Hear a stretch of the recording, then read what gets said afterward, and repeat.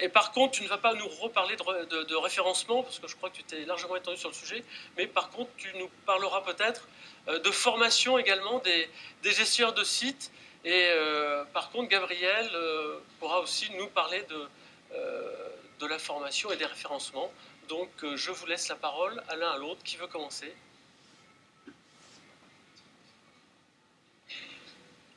Alors, je vais peut-être pas parler des référencements, puisque ça a été plus ou moins évoqué.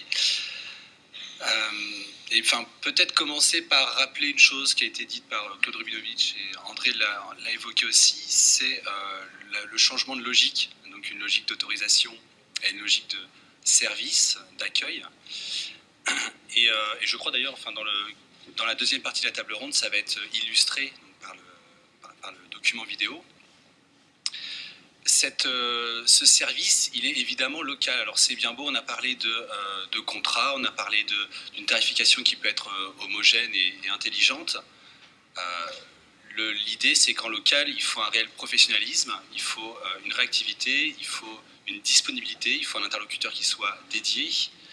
Et je dirais ça, c'est nécessaire à double titre, parce que déjà, il y a une redevance qui est exigée, donc c'est un peu normal qu'en face de ça, il y ait une exigence de service et de professionnalisme, et que sinon, aussi, s'il n'y a pas cette faculté à gérer l'accueil d'un tournage, il y aura certainement des ratés ou des problèmes.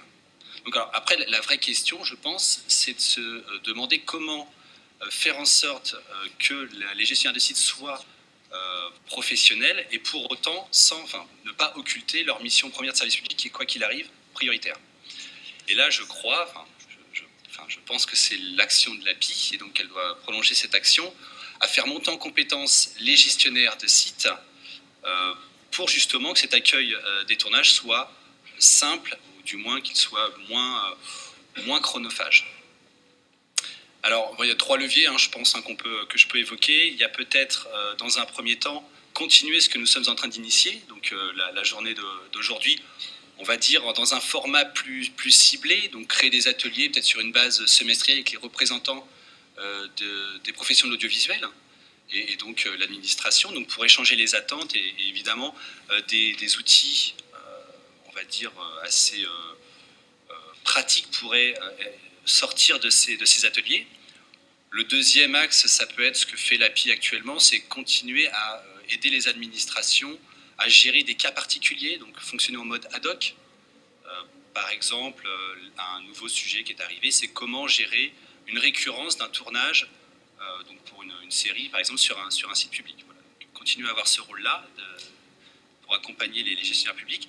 Et le troisième volet, je crois que Stéphane en parlera, et donc on sera certainement complémentaires, c'est la formation. Alors, l'API pourra monter, donc on l'imagine, un module de formation pour les gestionnaires de sites. C'est aussi diffuser largement un cahier pratique qui a été rédigé et qui est voué à évoluer justement à la suite des ateliers que nous allons mettre en place.